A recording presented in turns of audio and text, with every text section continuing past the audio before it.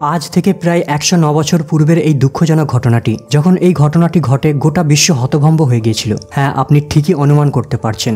আমি এখানে পৃথিবীর সবথেকে আধুনিক, অতি সুন্দর, শৌখিনতম স্বপ্নের জাহাজ টাইটানিক ডুবে যাওয়ার ঘটনার কথা বলছি। টাইটানিক সেই সময়ের সবথেকে বড় বিলাসবহুল জাহাজ ছিল, যা সমুদ্রের বুক চিরে দাপিয়ে রাজত্ব করার ক্ষমতা রাখত, যাকে সমুদ্রের বেতার বাদশাহ অথবা আনসিঙ্কেবল অথবা অধ্বংসাসী জাহাজ নামেও ডাকা হতো। এই বিশাল জাহাজটিকে নির্মাণ করতে 3000-এরও বেশি শ্রমিক আর ইঞ্জিনিয়ারদের প্রয়োজন পড়েছিল। 250-এরও বেশি শ্রমিক ঘায়েল হওয়ার পর 2 এপ্রিল টাইটানিকের নির্মাণ কার্য সম্পূর্ণ হয়। $8 মিলিয়ন, যা বর্তমানে $150 মিলিয়ন সমতুল্য। এত পরিশ্রম, ত্যাগের বিনিময়ে আর বহু মানুষের প্রত্যাশার পরেও সবকিছু বিনাশ হয়ে যায় যখন 14 এপ্রিল 1912 সালের সেই কালো অভিশপ্ত রাতে কেবলমাত্র হিমশৈলের সঙ্গে ধাক্কা লেগে জীবনে নাডোবা জাহাজটি আটলান্টিক মহাসাগরের ঠান্ডা পানিতে ডুবতে থাকে। আর মাত্র 2 ঘন্টার মধ্যেই এই দৈত্য আকৃতির জাহাজের অস্তিত্ব, গর্ব সব চূর্ণ বিচূর্ণ হয়ে যায়। কেবল অস্তিত্ব ছিল এই জাহাজের 2208 জন যাত্রীর মধ্যে 712 জন যাত্রী আর তাদের দুঃস্বপ্নের স্মৃতি, আর রেখে যায় কেবলমাত্র অগন্তি প্রশ্ন, সন্দেহ আর মেমোরি। এই দুর্ঘটনাটি বিশ্বের মানুষের মনে এমন এক দাগ ফেলেছিল যা আজও কেউ মুছতে পারেনি, বিশেষ করে সেই সব আমেরিকান পরিবার যাদের প্রিয়জন ওই অভিশপ্ত জাহাজের যাত্রী ছিল। টাইটানিকের উপর 100 বছর ধরে অগন্তি গল্প লেখা হয়েছে আর অনেক চলচ্চিত্র রিলিজ করা হয়েছে, যার মধ্যে সেই রাতে ঘটে যাওয়া অনেক রোমহর্ষক দৃশ্যও দেখানো হয়েছে। এর মধ্যে কিছু ঘটনা ছিল সত্য, আবার কিছু ঘটনা ছিল অলীক কল্পকাহিনী। কিছু ব্যক্তি রাতারাতি সুপার হিরো হয়ে যায়, আবার কিছু ব্যক্তির উপর গোটা বিশ্ব অনেক অভিযোগ দায়ের করেছে। কিন্তু সেই রাতে আসলে কি ঘটেছিল? এত বিশাল আকারের জাহাজটিকে এত ত্যাগ আর পরিশ্রমের বিনিময়ে বানানোর পরেও সামান্য একটি বরফের কারণে এত দ্রুত কিভাবে ডুবে গেল? আজ পর্যন্ত আপনি এমন কোনো ব্যক্তির সঙ্গে সাক্ষাৎ করেননি যিনি টাইটানিক দুর্ঘটনার ব্যাপারে কিছুই জানেন না। এমনকি আপনি যদি 10 বছরের বালককেও জিজ্ঞাসা করেন, সেও বলবে একটি বরফে ধাক্কা লেগে টাইটানিক জাহাজ ডুবে যায়। কারণ মানুষ 100 বছর ধরে এমনই কাহিনী জেনে এসেছে। কিন্তু গোটা বিশ্ব যাদের দিকে আঙুল তুলে তাচ্ছিল্য করছে, আসলেই কি তারা দায়ী ছিল? টাইটানিক সত্যি কি বরফের কারণে ডুবেছিল, নাকি অন্য কোনো কারণ ছিল? যদি জানতে চান টাইটানিক ডোবার পেছনের কালো সত্য, তাহলে সম্পূর্ণ ভিডিওটি দেখার অনুরোধ রইল। কারণ আজকের ভিডিওতে এমনই কিছু ফ্যাক্ট তুলে ধরবো যা শোনার পর আপনিও বিশ্বাস করতে বাধ্য হবেন যে গোটা বিশ্ব 100 বছর ধরে বড় মাপের ভুল ধারণায় বাস করছে। বিগত 100 বছর ধরে আমরা শুনে আসছি যে টাইটানিক একটি বরফের কারণেই ডুবেছিল, কিন্তু একবার কল্পনা করে দেখুন, এই জাহাজটিকে নির্মাণ করতে 26 মাস সময় লেগেছিল। আর সেই যুগের সবথেকে উন্নত প্রযুক্তি, যাদেরকে সেই যুগের লেটেস্ট বলে মনে হতো, এই শৌখিন জাহাজটিকে নির্মাণ করতে ব্যবহার করা হয়েছিল। তাহলে কিভাবে সামান্য বরফের ধাক্কা লেগে ডুবতে পারে? অনেক গবেষণা করার পর গবেষকরা এর রহস্য উন্মোচন করতে পারেন। তাদের মতে আসল কারণ বরফ ছিল না, বরং টাইটানিকের বেশে জ্বলতে থাকা আগুনের কারণেই জাহাজটি ডোবে। একদম ঠিকই শুনেছেন আপনি। টাইটানিক যখন যাত্রার জন্য বন্দরে অপেক্ষা করছিল, তখন থেকে আগুনটি বেশ লেভেলে জ্বলতে থাকে। এর জলজান্ত প্রমাণ হলো টাইটানিকের যাত্রা শুরু করার পূর্বে তোলা কিছু ছবি। এই ফটোতে একটি কালো স্পট জাহাজের নিচের অংশে স্পষ্ট বোঝা যাচ্ছে। এই জলজান্ত আগুনটির কারণে স্পটটি তৈরি হয়।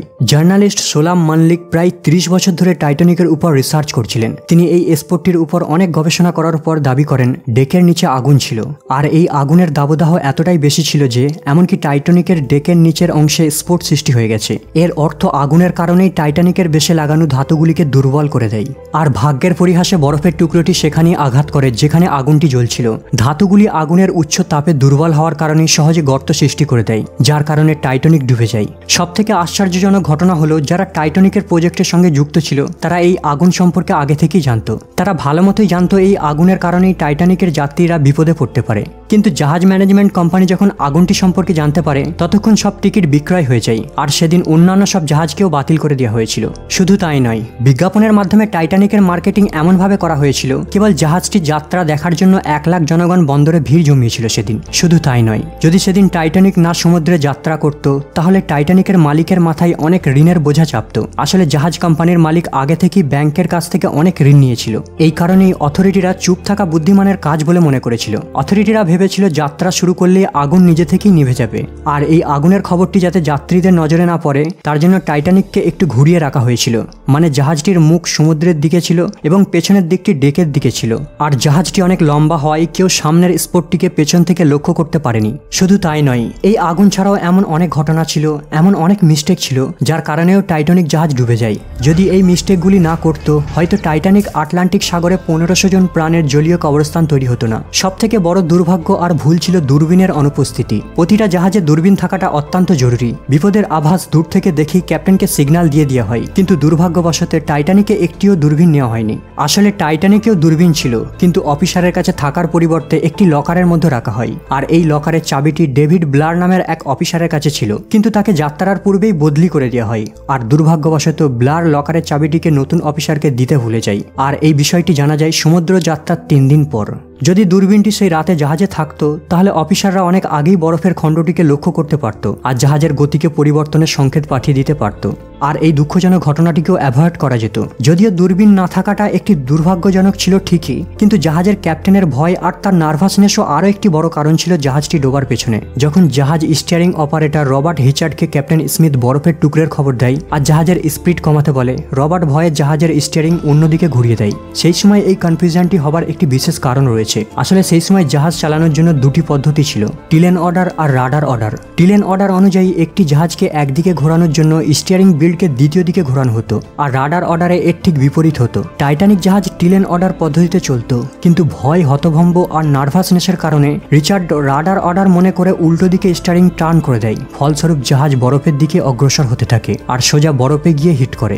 এখন জাহাজটিকে রক্ষা করার আর কোনো উপায় নেই, কিন্তু যদি কিছু জিনিসের উপর লক্ষ্য রাখত হয়তো মৃত্যুর সংখ্যা এত বেশি হতো না। অনেক যাত্রীদের বাঁচিয়ে নেওয়া সম্ভব হতো। যাত্রীর সংখ্যা অনুযায়ী কমপক্ষে টাইটানিকের মধ্যে 60টি লাইফবোট রাখা উচিত ছিল, কিন্তু টাইটানিকের নির্মাতা কেবল 48টি লাইফবোট তৈরি করেছিল, কিন্তু কোম্পানির অর্ডারে কেবলমাত্র 20টি লাইফবোটই রাখা হয়েছিল, কারণ 48টি লাইফবোটের কারণে জাহাজের সৌন্দর্য নষ্ট হচ্ছিল। এছাড়া তাদের বিশ্বাস ছিল তারা এমন একটি জাহাজ নির্মাণ করেছে যা জীবনেও ডোবা সম্ভব হবে না।